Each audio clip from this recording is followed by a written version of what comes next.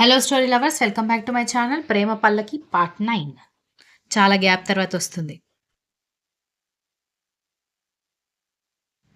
తండ్రి కొడుకులు సైలెంట్గా ఉండేసరికి అందుకే చెప్తున్నాను. దితి నాకు కోడలుగా డబుల్ ఓకే. వాళ్ళ ఫ్యామిలీ మీద మీకు కోపాలు ఉన్నాయి కానీ నాకు ఎలాంటి కోపం లేదు. అన్నిటికీ మించి మైథిలి అంటే నాకు చాలా ఇష్టం. దితి మైథిలి జిరాక్స్ కాపీ. అంతే పద్ధతిగా, అంతే అణుకుగా, అంతే అందంగా ఉంటుంది.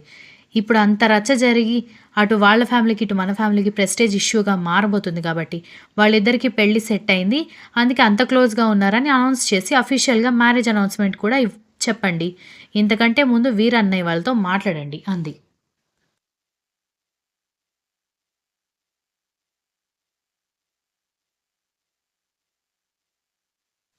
డాడ్, మమ్మీ మాటలు పట్టించుకోకండి. ఏ అత్త వాళ్ళ ఫ్యామిలీ వాళ్ళ చనిపోయిందని మనం కోపంగా ఉన్నామో, ఏ అత్త వాళ్ళతో వెళ్ళిపోయి పెళ్లి చేసుకుని మనకి దూరం అయిందని బాధగా ఉన్నామో వాళ్ళ ఇంటితో సంబంధాలు ఈ రకంగా కలుపుకోవడం నాకు అసలు ఇష్టం లేదు అన్నాడు శక్తి. షటప్ శక్తి అని ధృవ అరిచేసరికి సైలెంట్గా మొహం తిప్పుకొని అసహనంగా నిలబడ్డాడు శక్తి.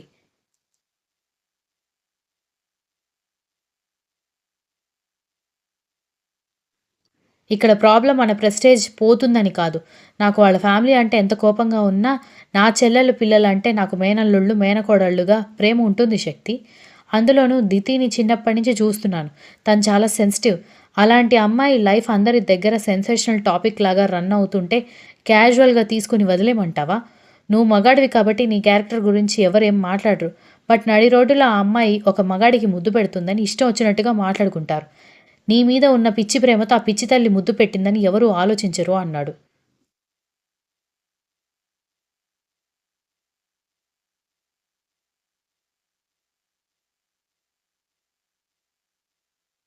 డాడ్, నీ మాటలు వింటుంటే మీకు నా ఒపీనియన్ కంటే కూడా మీ మేనకోడలి పరువు గురించి ఎక్కువ బాధ ఉన్నట్టు అనిపిస్తుంది. కానీ నాకు తన మీద ఎలాంటి ఒపీనియన్ లేదు. నన్నెలా పెళ్లి చేసుకోమంటారు అన్నాడు అసహనంగా. ఆ ఆలోచన మాయ ముందు, తన తండ్రి ముందు దితిని దగ్గరికి తీసుకొని తనని పెళ్లి చేసుకోబోతున్నానని చెప్పే ముందు ఉండాలి. ఎవరి దగ్గర అయితే నోరు జారకూడదో వాళ్ళ దగ్గరే నోరు జారి 2 ఫ్యామిలీస్ పరువు తీసి ఇప్పుడు నాకు ఇష్టం లేదంటే కుదరదు శక్తి అన్నాడు.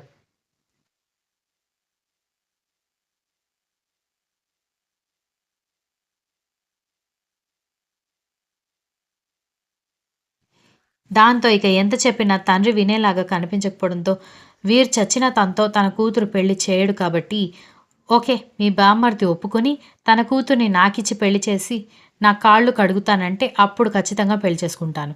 ఒకవేళ వాళ్ళు ఒప్పుకోకుంటే మాత్రం ఈ విషయాన్ని లైట్ తీసుకోండి అని చెప్పి వెళ్ళిపోయాడు శక్తి. దాంతో ధృవ ఆలోచనలో పడి అక్కడే కూర్చున్నాడు.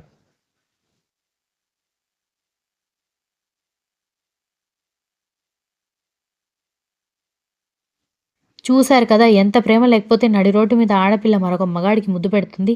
ఇప్పటి వరకు 2 ఫ్యామిలీస్ మధ్యలోనే ఉంది. ఇప్పుడు రాష్ట్రం మొత్తం తెలిసింది. సో ఇప్పుడు ఏం చేయాలో మీరు ఆలోచించుకోండి అని హైందవి అందరికీ గట్టిగా చెప్పి మనవరాల్ని తీసుకుని వెళ్ళిపోయింది. ఇలా జరిగిపోయిందేంటి అంటూ అందరూ తలలు పట్టుకుని కూర్చున్నారు.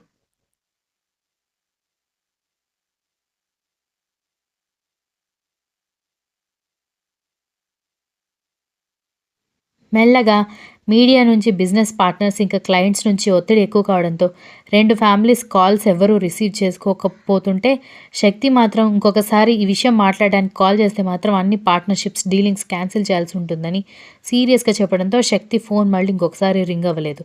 దితి తన వల్ల అందరి పరువు పోవడమే కాకుండా రకరకాల భయాలు చుట్టూ మూగిపోవడంతో ముడుచుకుని కూర్చుంటే ముందు వీడియో క్లిప్పింగ్స్ మాత్రమే వేసి న్యూస్ వేసిన వాళ్ళు ఫారెన్ నుంచి వచ్చి రాగానే అక్కడి కల్చర్ ఇక్కడ చూపించడం మొదలుపెట్టి రోడ్డు మీద రొమాంటిక్ కపుల్గా 2 ప్రముఖ పారిశ్రామికవేత్త కూతురు కొడుకు అంటూ హెడ్లైన్స్ కూడా వేసేసరికి వీరింక కిరణ్ వాళ్ళకి స్ట్రాంగ్ వార్నింగ్ ఇవ్వడమే కాకుండా వాళ్ళ మీద పరువు నష్టం దావా కూడా వేసేసరికి ఛానల్ పూర్తిగా 2 రోజుల్లోనే మూతపడిపోయింది.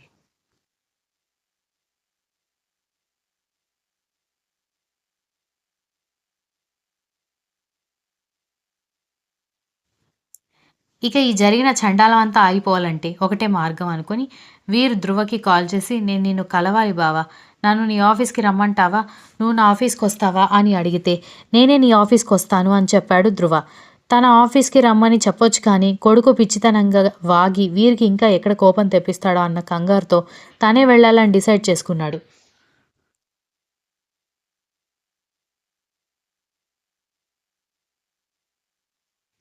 అనుకున్నట్టుగా ఆఫీస్ అవర్స్ అయిపోవడంతో ఎంప్లాయీస్ అందరూ వెళ్ళిపోయిన తర్వాత ధృవ కార్ పార్కింగ్లో ఆగడంతో అప్పటికే ధృవ వస్తున్నాడని లోపలికి వచ్చేటప్పటికి ఎలాంటి క్వశ్చన్స్ అడగకుండా పంపించమని సెక్యూరిటీ వాళ్ళకి చెప్పడంతో ధృవకి సెల్యూట్ చేసి లోపలికి పంపించారు.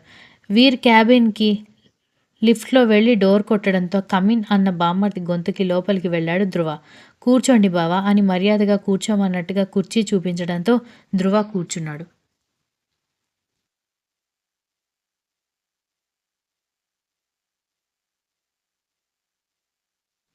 ఏదో మాట్లాడాలని అన్నారు అంటూ అతను ఏ విషయం కోసం వచ్చాడో ఐడియా ఉన్నా కూడా అతను మాట్లాడే వరకు ఆగడం బెటర్ అని అడిగాడు వీర్.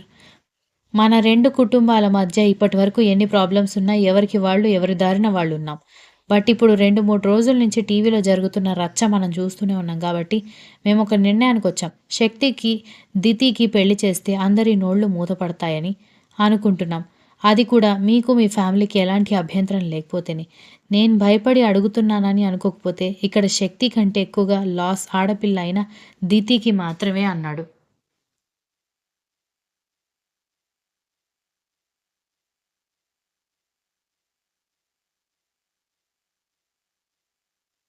మేము కూడా అదే విషయాన్ని ఆలోచిస్తున్నాం బావా. కానీ ఏం చేయాలో అర్థం కాక న్యూస్లో పెరుగుతున్న పెంట సాల్వ్ చేసుకుంటూ కూర్చోడమే ఈ 3 డేస్ సరిపోయింది. మీరొచ్చి అడిగారు కానీ మీ అబ్బాయికి మా అమ్మాయిని పెళ్లి చేసుకోవడం ఇష్టమా కాదా తెలియదు కదా.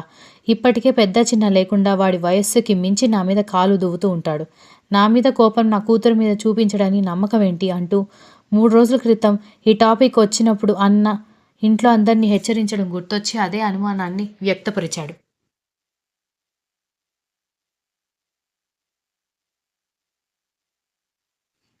వీర్, నేను ఒప్పుకుంటాను. వాడు నీ విషయంలో చాలాసార్లు మూర్ఖంగా ప్రవర్తించడం మాట నిజమే. కానీ అలా అని వాడు అల్లరి చిల్లర వాడు కాదు అని వాడు బిజినెస్ టేకప్ చేసిన తర్వాత మా కంపెనీలో వచ్చిన గ్రోత్ చూస్తే నీకు తెలుస్తుంది. అన్నిటికీ మించి వాడికి కూడా ఒక చెల్లెలుంది కాబట్టి ఆడపిల్లలతో ఎలా ప్రవర్తించాలో తెలుసు. కాబట్టి దితిని దూరం పెడతాడేమో కానీ కష్టపెట్టాడు. వీర్ గట్టిగా ఊపిరి తీసుకుని వదిలి, న్యూస్ క్లిప్పింగ్ చూసిన దాని ప్రకారం నా కూతురికి వాడంటే ఇష్టమని నీకు తెలిసి ఉండాలి బావా. చేసుకున్న వాడు దూరం పెడితే నా కూతురు ఏడుస్తూ ఉంటే నాకు మాత్రం సంతోషంగా ఉంటుందా? ఎంత ప్రేమిస్తే మాత్రం తనంటే లెక్కలేని వాడికి ఎలా పెళ్లి చేయమంటావు అన్నాడు.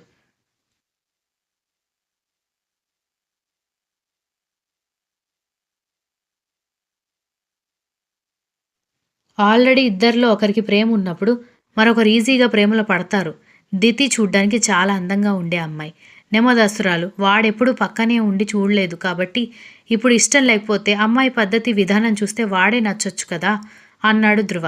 వీర్ గర్వంగా నవ్వుతూ పరువు కోసం మాత్రమే అమ్మాయిని అడగడానికి వచ్చాడేమో అనుకున్న అతనికి కూతురు పద్ధతి విధానాల గురించి తనంటే మండించుకునే బావ పొగుడుతూ ఉన్న మాటలు వినిపించడంతో సంతోషం వేసి, అలాగే ఇంట్లో అందరితో ఒకసారి మాట్లాడి నెక్స్ట్ స్టెప్ గురించి మాట్లాడుకుందాం బావా అన్నాడు.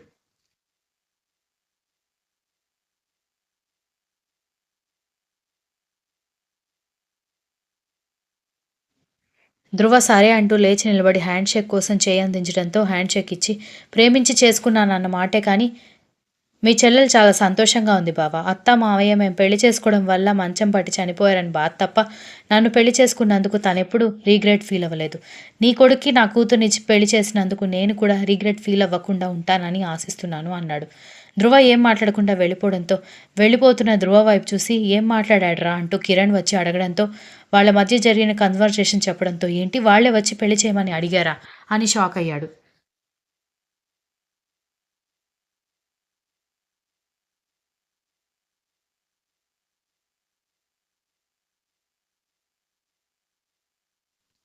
అవును అన్నట్టు నవ్వి ఇద్దరూ కలిసి ఇంటికి వెళ్లి విషయం మొత్తం చెప్పడంతో దితి హ్యాపీగా ఫీల్ అయ్యేసరికి చందన ఇంకా ధృతి 3 రోజుల నుంచి అక్కని ఏడుస్తూ చూడడం చూసి విసిగిపోయి నవ్వడం చూసేసరికి హ్యాపీగా ఫీల్ అయ్యారు. చింటూ, వంశీ మాత్రం అసహనంగా చూసుకొని ఈ పెళ్లి చేయాలని ఫిక్స్ అయ్యారా డాడీ అని అడిగారు. Continuous. If you like this story please like, share, comment and don't forget to subscribe.